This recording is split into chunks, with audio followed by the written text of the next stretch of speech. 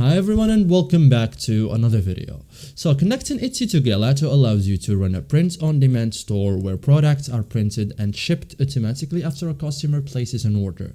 Once the integration is active, Etsy orders will sync directly to Gelato, and Gelato's global network of printers will handle production and delivery.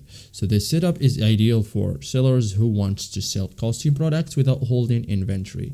So in this guide, I will show you step by step how to connect Etsy to Gelato in 2026 safely and correctly.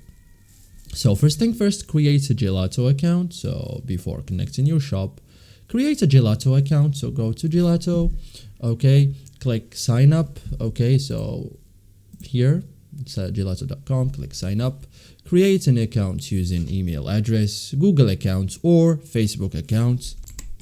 Log into your Gelato dashboard after that, and after logging in, go to your Gelato dashboard and click stores. Select connect store. You will see several e-commerce platforms. Choose Etsy. Okay, so to link your Etsy shop, click connect Etsy there, and you will be redirected to this or you will be redirected to Etsy login page. Sign into your Etsy seller account and click allow access. So this authorizes Gelato to sync products and receive Etsy orders.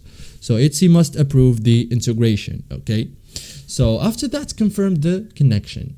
So once authorization is complete, your Etsy shop will appear in Gelato stores.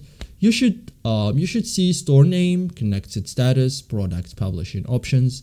This confirms Etsy and Gelato are successfully connected. Okay, so thank you guys for watching this video and see you in the next tutorial.